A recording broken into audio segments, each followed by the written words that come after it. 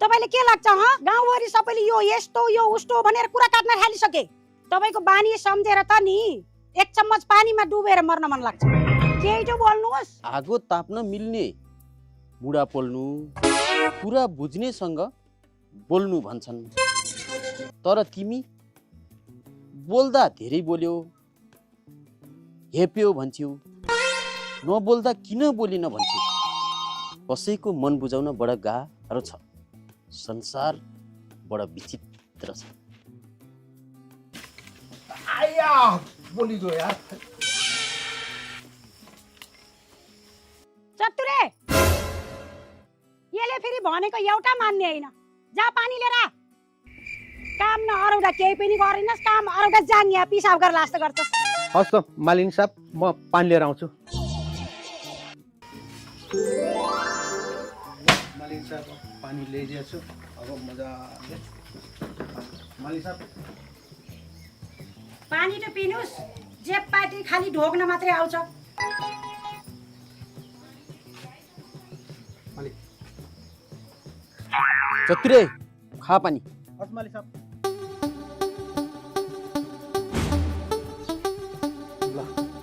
अब चाहिँ अब यो मालिनीको सधैँको किचकिचले गर्दा टेन्सन भइरहेछ। अब म पानी खाएर मजाले प्यास मेटाउँछु।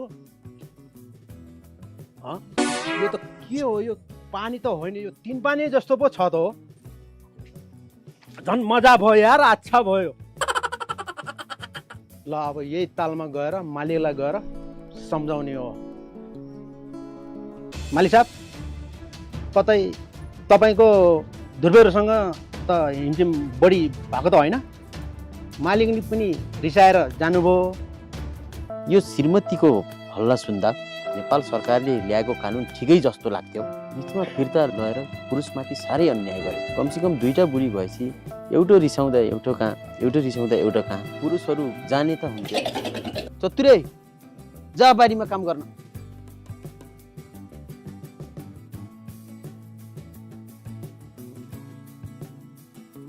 हुँदा हुँदा यस्ताले पनि सम्झाउन थाले। यो सब त्यही बुढीले गर्दा, यी धुर्बेहरूले गर्दा म यो स्थानमा पुगेको छु। यिनी कुवाका भ्यागुताहरूलाई के थाहा।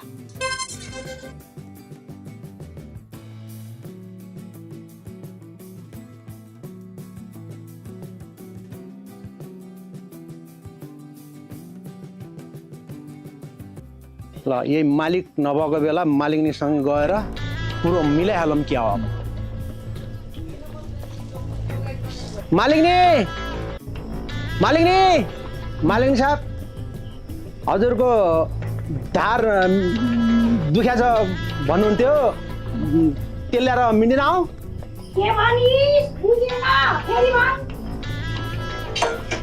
झन्डै बुझाएर रहेछ। गएर कतै कुरा मिलाइहालौँ कि कतै यस्तो भइहाल्छ कि होइन? नगरौँ होला, फेरि घरबाट निकालिदियो भने गाँसै हराउला।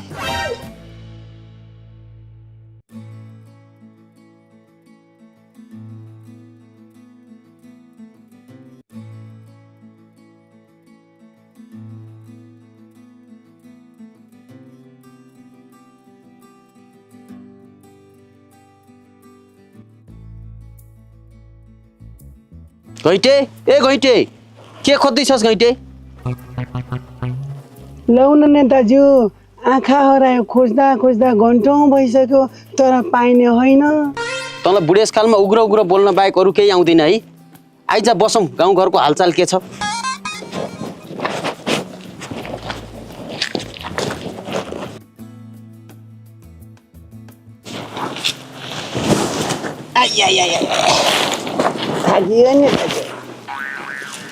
के हो घैटे, सिरियस मुडमा पो देखिन्छ जस्तो। लौन नेताज्यू, तपाईँको जस्तै सुशील स्वभावकी घरमा श्रीमती हुँदो त तातो भात पकाएर दिन्थ्यो होला, चिया पाक्यो बुढा भनेर चिया खान बोलाउँथ्यो होला, रातभरि तेल गस्दिन्थ्यो होला, आँगनभरि लाला बालाउँथ्यो होला नेताज्यू। तर के गर्नु, आफ्नो त भाग्यमै रहेनछ।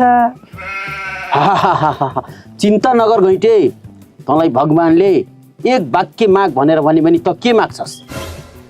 त्यो त मैले सबै थक माग्थेँ नेताज्यू। सबै थोक माग्थे मैले एक वाक्यमा माग्नु पर्यो भने त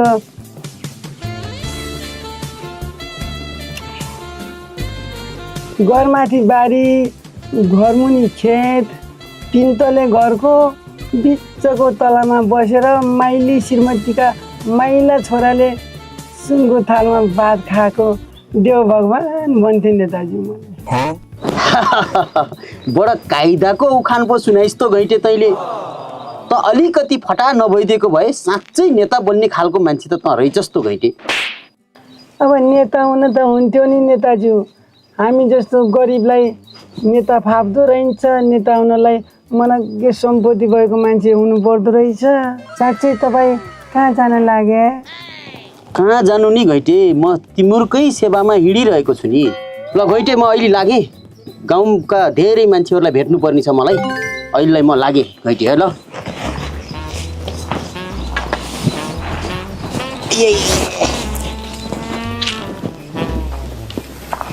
जानुहोस् तपाईँहरू रहेछन् तिन। अब गाउँमा धेरै काम भन्दै अर्काकी बुढी भेट्न नजानु भन्न त कहाँ सकिन्छ र। गयो आफ्नो भने एउटा बुढी छैन, कसैका 3-4 बुढी। यसो दाहिने दिमाग लगाएर सोद्धाखेरि त्यो अरूको वास्ता गरेर भएन। अब आफ्नै व्यापारतिर लागौँ कि के हो। तर व्यापार पो के गर्ने, बारी भरि काँक्राको बेला छ, काँक्रै फल्दैन। अब अरू केही सोच्नु पर्ला जस्तो छ। हेर श्यामे, व्यापार गर्न सजिलो छैन, त्यसको लागि माल पानी चाहिन्छ कि होइन। घरमा बसेर गेडा हल्लाएर बसेको जस्तो चाहिँ हुँदैन। फेरि तेरो भएको चिचिन्न, फेरि मालिकले उडाइदिएला नि। फेरि घरमा पनि यतातिर पानी परेर चिप्लो बाहेक केही छैन।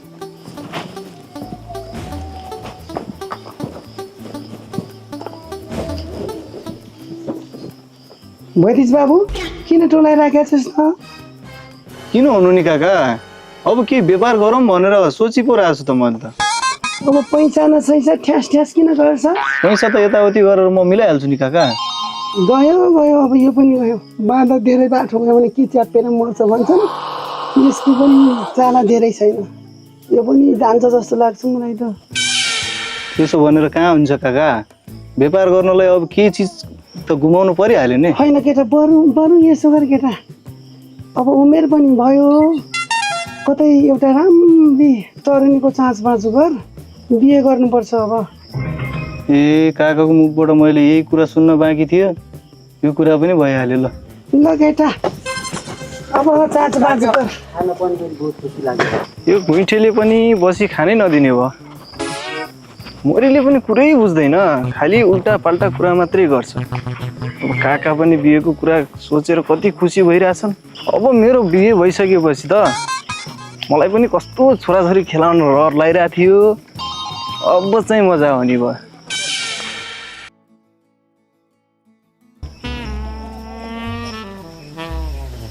कता हो गुइठेजी, आँखा सनक सनक पार्दै अनि पाइला पिरिक पिरिक पार्दै उता घरतिर फेरि छोरी उडाइदेला नि। फेरि मेरो हुनेवाला ससुरा चाहिँ तातो छन् के, यति ह्यान्डसम ज्वाइँ देख्दै पनि रिसाले फायर भएर हिँडिन्छन् भने के। हल्का दारी चाहिँ पातलो भयो के। अब यति भइसकेदेखि खुसी हुन पर्यो।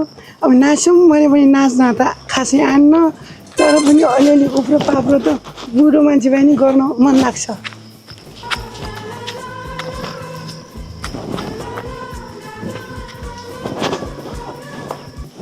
त्यो स्यान्टी बुढो पनि बौलायो कि क्या हो। न दसैँ नै आएको छ, न तिहार नै, न कार्तिक। बडो रोमान्टिक मुडमा पो देखिन्छ त। खास रहस्य के रहेछ त? हेलो स्यान्टी ब्रो, किन ह्याप्पी मुडमा? बज्याले इङ्ग्लिस पो बोलायो। अब के बनायो केटा तैँले फेरि भन् त? भोक लागेको भयो केरा खाऊ, न तर खुर्कै जाऊ। अब माल त मैले पनि ल्याउने भयो नि केटा। घरमा कुरा गरेको श्यामे पुरै खुसी भएर उसको काकी हेर्न गइराखेको छ। अब म पनि बिहे गर्ने भएँ केटा। म गएँ केटा, अब नयाँ दुला बन्ने मान्छे। बुढा पुरानाले पहिले भन्थे, अब बुढा पुराना त के भनौँ, आफ्नो उमेर बढी भए पनि पहिले आफू जस्तै उमेरका देख्दा बुढा लाग्थ्यो, अहिले आफूलाई पनि जवान लाग्छ। अब वृद्ध भत्ता आएपछि सहज हुन्छ बुढी पाल्न भन्थे, मेरो पनि त्यस्तै हुने हो। अब वृद्ध भत्ता आउँछ, उनी बसी बसी खान्छु।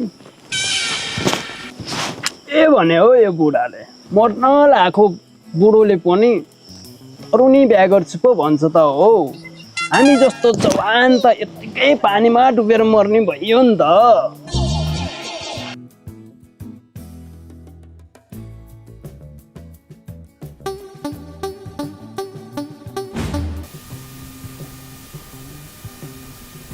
चतुरे नेताजी खोइ मालिक साहब भित्रै भयो एकछिन छ। नेतालाई बोलाउनुहोस् त।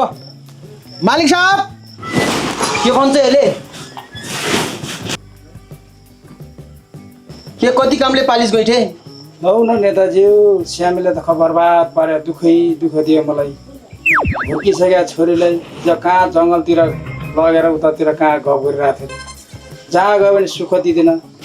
यो राम्रो केटा खोजेर यसो बिहे गरिदिनु पर्यो। मेरो छोरीले हैरान पार्यो, बाँध्न दिँदैन। हेर्नुहोस् यहाँ के गरौँ नेताजी? कुरा त ठिकै गरिस गइठे। राम्रो केटा खोजेर बिहा गर्ने बन्दोबस्त मिलाउन पर्ने हुन्छ। त्यो बन्दोबस्त म मिलाउँछु, चिन्ता नगर। हुन्छ नेताजी, म लागेँ। ल भन्नु त अगाडि गोइठेले ठिकै कुरा गर्यो। कतै न्याउलीलाई मैले पनि बुढी घरमा निकै किचकिच गरिरहेको थिएँ। नेताहरूको के फरक पर्ला र? होइन यतातिर नजाऊँ होला। हामी चाहिँ राजनीति गर्ने मान्छे यतातिर जाँदा ठिक हुन्न।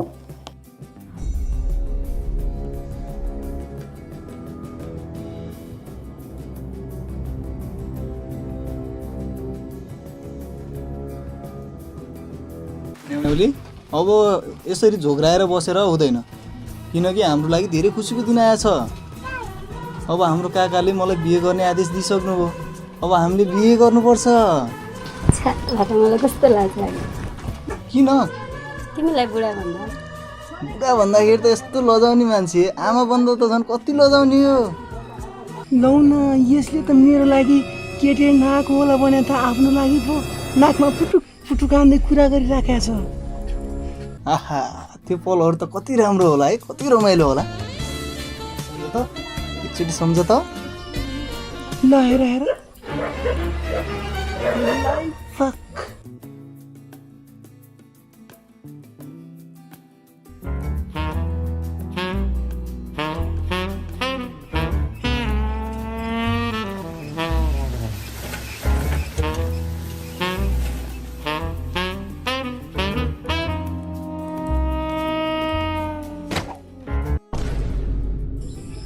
होइन हो, यो बुढोले के गरिरहेको छ हो त्यहाँनिर?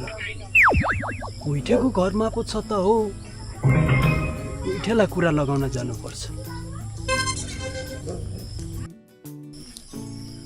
के हो गैँटे सिट्टो, हजुरको पछाडिको घरतिर त पुरा सान्टी बुढोले त दिइरहेछ त हो। के हो त को सेन्टी बुढो फेरि? त्यही के गोरुको नाम गरेको घैँटे सुड्डो के? ए घैँटे बुढोले मेरो घरमा के हेर्दैछ त फेरि?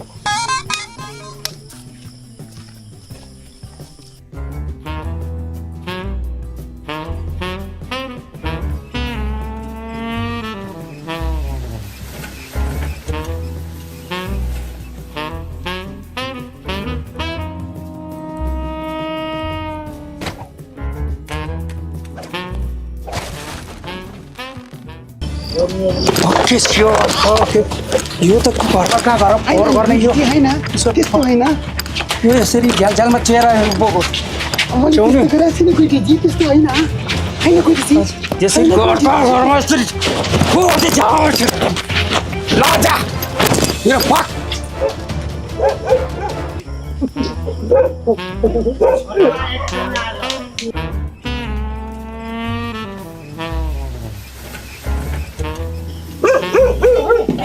ओहो यसको बाउ यो त बाउ छोराले त मलाई हैरान पारे ल आकाश